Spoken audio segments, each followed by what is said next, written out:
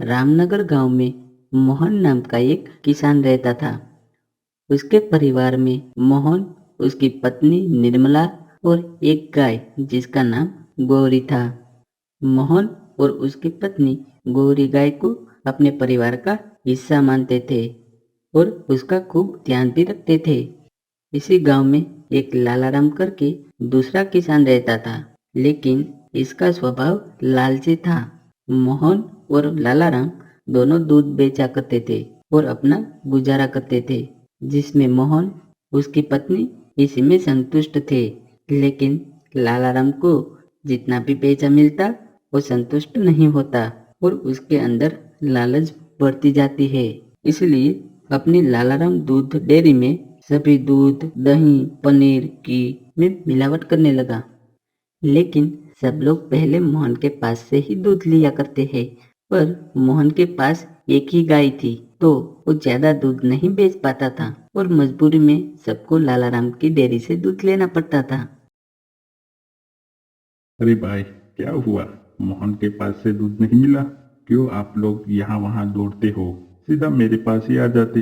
देखो कितना सारा दूध है मेरे पास। ये मेरा दूध तो आसपास के गांवों में भी जाता है, और तुम लोग हो कि अपने गांव में डेयरी है फिर भी उस मोहन के पास से दूध लेते हो। हाँ हाँ लालाराम, क्योंकि मोहन की गाय का दूध बहुत अच्छा आता है, और तुम्हारे पास से जो दूध लेते हैं पता नहीं कैसा दूध है, एकदम पतला और खाने में भी कुछ अच्छा नहीं लगता। अरे अरे, मेरी डेयरी में मुझसे ही बदतमीजी कर रहे हो? देखो, मेरे पास जो दूध है उसमें कोई मिलावट नहीं होती, और ये मशीन में सब दिख ही जाता है, समझे? और मोहन जो दूध बेचता है उसमें वो मिलावट करता है, इसलिए तुम लोगों को उसका दूध इतना मीठा लगता है, और मेरे पास नहीं, कहीं भी जाओगी ऐसा ही दूध मिलेगा, क्योंकि मैं मिलावट नहीं करता मोहन की तरह। देखो, इसलिए तो वो इतने सालों से दूध बेच रहा है, फिर भी गरीब है। ऐसा मिलावट वाला दूध बेचेगा तो यही होगा। और देखो, मेरे पास आज खुद की डेयरी है, क्योंकि मैं कोई मिलावट नहीं करता। वो कहते हैं ना, बुरा करते हैं उसके साथ बुरा ही होता है, और हम तो कोई बुरा काम करते ही नहीं, इसलिए आज इस मुकाम पे है, समझे? और सब लोग अपना अपना दूध लेकर चले जाते हैं। बड़े आए मुझसे बहस करने वाले। लालाराम मोहन के घर जाता है। कैसे हो मोहन भाई? ओ लालाराम जी, आइए आइए। मैं एकदम ठीक हूँ। आप बताइए, चलिए घर के अंदर जाके बात करते हैं। कहाँ? इस झोपड़ी में? हाँ हाँ हाँ हाँ, नहीं नहीं, बाहर ही ठीक है। वैसे मुझे तुम्हारी गाय चाहिए, इसलिए यहाँ पर आए थे। बोलो कितने में देते हो वो गाय? बहुत तारीफ सुनी है तुम्हारी गाय की। लाला सेठ, वो गाय, उसका नाम गौरी है, और वो हमारे परिवार का हिस्सा है। हम उसे बेचना नहीं चाहते। क्या तुम मुझे मना करोगे? एक बार विचार कर लेना मेरी बात पे, वरना बहुत पछताना पड़ेगा। आज शाम तक का समय है तुम्हारे पास। लेकिन मोहन अपनी बात पर अड़ा हुआ था कि वो किसी भी हालत में अपनी गाय को नहीं बेचेगा, और खासकर लालाराम को तो हरगिज नहीं बेचेगा। दूसरी सुबह होते ही मोहन दूध बेचने के लिए बाजार चला जाता है। रोज की तरह उसके पास बहुत सारी भीड़ इकट्ठा हो जाती है। मोहन बारी बारी सबको दूध देता है। मोहन दूध बेचकर जा ही रहा होता है कि लालाराम उसे रास्ते में रोक लेता है। कहाँ चले मोहन भाई? मैंने तो आपसे प्रेम से एक गाय मांगी थी, आपने तो मना ही कर दिया। अभी भी समय है, अपनी गाय मुझे दे दो। लाला सेठ, मैंने कहा ना, मैं अपनी गाय को बेचना नहीं चाहता, और आपको तो मैं किसी भी कीमत में अपनी गाय को नहीं बेचूंगा, क्योंकि आप अपनी मवेशियों की देखभाल नहीं करते, और तो और उसे दूध ज्यादा देने का इंजेक्शन भी देते हो, जो उसके लिए हानिकारक है। अच्छा ऐसा है, तो फिर कोई बात नहीं, अब तुम देखो। और मोहन अपने घर चला जाता है और लालाराम 3-4 दिन कुछ नहीं कहता, और एक दिन रात को जाके मोहन के गाय को चुरा लेता है। लालाराम और उसके साथी मोहन की गाय को दूर जंगल में जाके बांध देते हैं। अब देखता हूँ क्या करता है मोहन। सुना है इस जंगल में शेर रहता है, या तो ये शेर की भूख मिटाएंगी या खुद भूख के मारे मर जाएगी। ये गाय मैं नहीं रख सकता तो मोहन भी इसे नहीं रख सकता। चलो रे, सब जल्दी यहाँ से, वरना शेर आ जाएगा तो हमारी ही दावत हो जाएगी। अगले दिन मोहन और उसकी पत्नी तबेले में आते हैं, तो उसकी गाय वहाँ पे नहीं थी। तो वो दोनों परेशान होकर अपनी गाय को ढूंढने लगते हैं। उन्होंने आसपास पूरे गांव में देख लिया, लेकिन उसे अपनी गाय कहीं पे नहीं मिली। काका, काका, आपने हमारी गौरी को देखा? पता नहीं कहाँ चली गई। रात को तो अपने तबेले में ही थी। नहीं नहीं बेटा, हमने तो तुम्हारी गौरी को नहीं देखा और आसपास किसी ने भी नहीं देखा। तभी मोहन की नजर लालाराम पे जाती है। लालाराम, तुम ही मुझसे मेरी गौरी गाय को मांगने आए थे। मैंने मना किया था, इसलिए तुमने ही उसे चुरा लिया है। बोलो कहाँ है मेरी गौरी गाय, बोलो।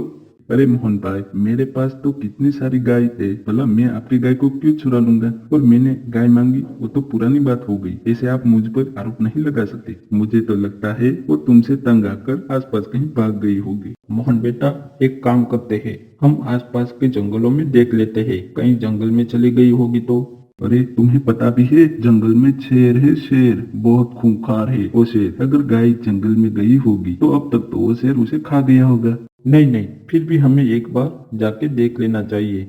और वो लोग जंगल में आसपास बढ़ जाते हैं और देखने लगते हैं। तभी मोहन की नजर अपनी गाय पे जाती है और वो उसके पास जाता है। तभी वहाँ पे शेर आ जाता है। मोहन उसे देखकर डर जाता है। शेर धीरे धीरे आगे बढ़ता है।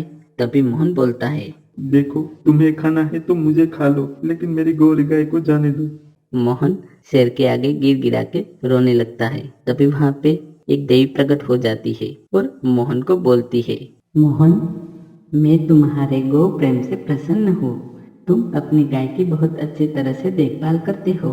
कल रात लालचे लालाराम और उसके साथियों ने तुम्हारी गाय को चुरा लिया था और यहाँ पे मरने के लिए छोड़ दिया था।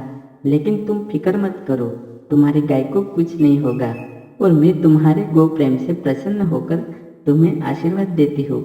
आज से तुम्हारी ये एक गाय 10 गायों के बराबर दूध देंगी और ये दूध पहले से ज्यादा अच्छा और मीठा होगा और लालाराम को उसके कर्मों का फल अवश्य मिलेगा। तथास्तु।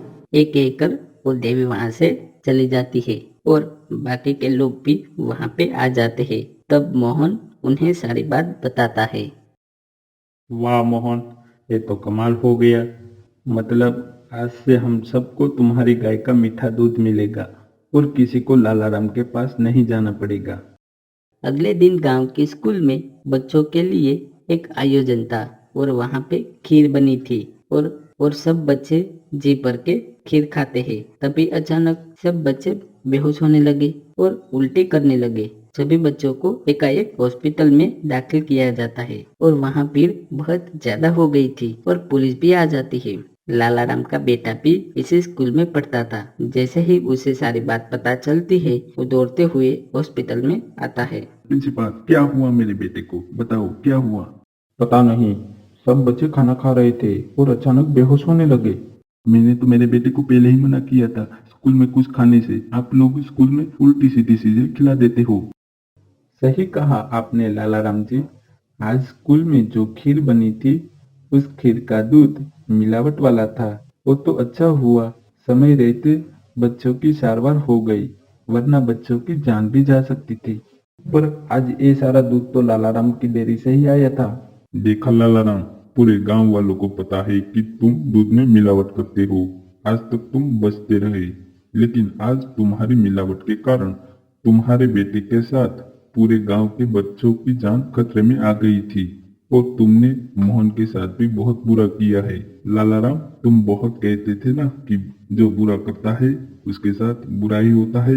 देखो, आज तुम्हें तुम्हारे कर्मों का फल मिल गया। और लालाराम को पुलिस पकड़ लेती है और उसकी डेयरी भी बंद हो जाती है। हमारे अच्छे और बुरे कर्मों का फल हमें ही भुगतना पड़ता है। दोस्तों, आप लोगों का धन्यवाद हमारा पूरा वीडियो देखने के लिए। प्लीज हमारे चैनल को लाइक करें, शेयर करें और सब्सक्राइब करें हमारे और भी ऐसे वीडियो देखने के लिए। धन्यवाद।